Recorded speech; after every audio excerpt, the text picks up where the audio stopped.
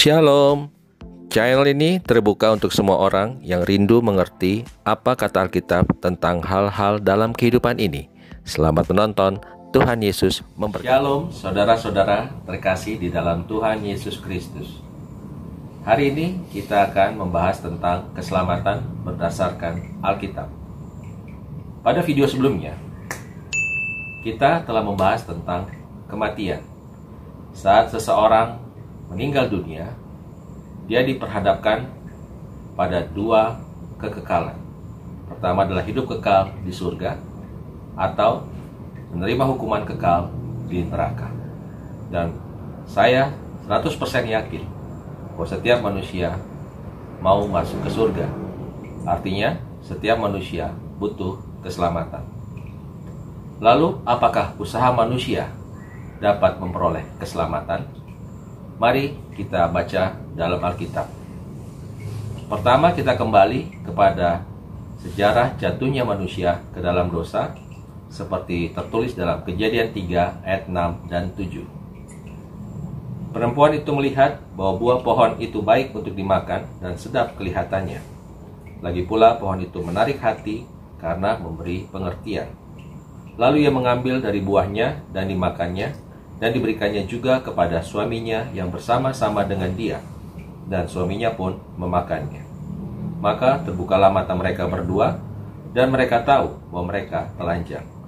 Lalu mereka menyemat daun pohon ara dan membuat cawan. Jadi di sini kita bisa lihat apa usaha manusia ketika dia jatuh ke dalam dosa. Dikatakan di ayat 7b bahwa mereka menyemat daun pohon ara dan membuat cawan.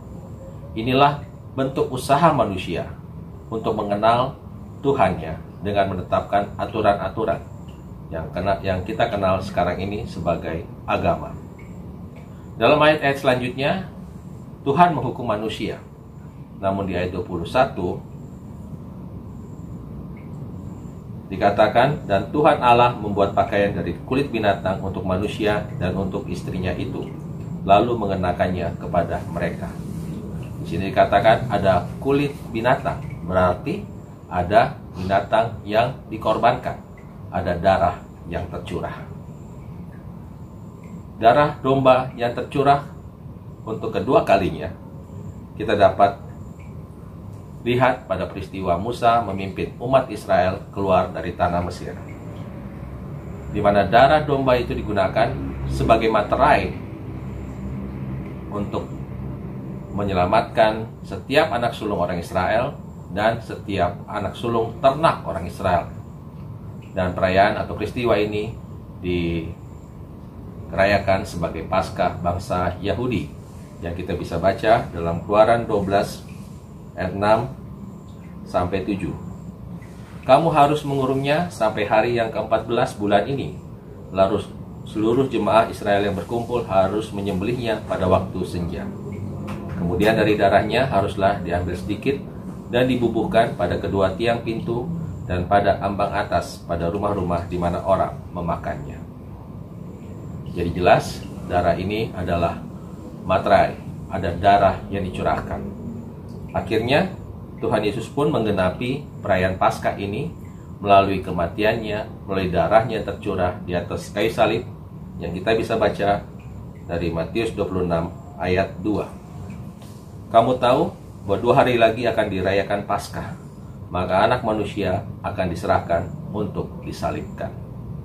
Dan Tuhan Yesus juga menyatakan memang melalui dirinya saja orang bisa sampai kepada Bapa, seperti tertulis dalam Yohanes 14 ayat 6. Kata Yesus kepadanya, Akulah jalan dan kebenaran dan hidup. Tidak ada seorang pun yang datang kepada Bapa kalau tidak melalui Aku.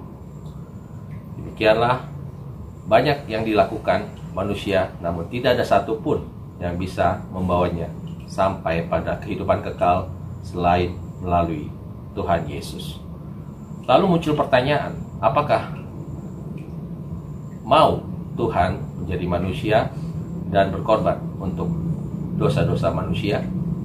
Sebenarnya secara simbolis hal ini pernah dinyatakan oleh Abraham ketika ia ingin atau hendak mempersembahkan Ishak, wujud ketaatannya kepada Tuhan, wujud kasihnya kepada Tuhan, anak perjanjiannya, Tuhan, yang telah ditunggu selama 25 tahun, ia hendak korbankan, karena ia mengasihi Tuhan lebih dari segalanya.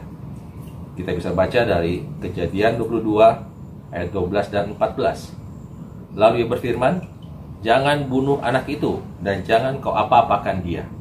Sebab telah ku ketahui sekarang bahwa engkau takut akan Allah, dan engkau tidak segan-segan untuk menyerahkan anakmu yang tunggal kepadaku."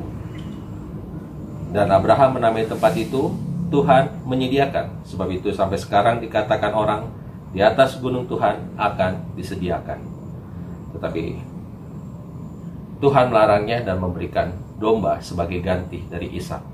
Demikianlah, karena begitu besar kasih Allah akan dunia ini, sehingga ia juga mengorbankan anaknya yang tunggal untuk menebus dan membebaskan manusia dari dosa, seperti yang bisa kita baca dari Yohanes 3 ayat 16.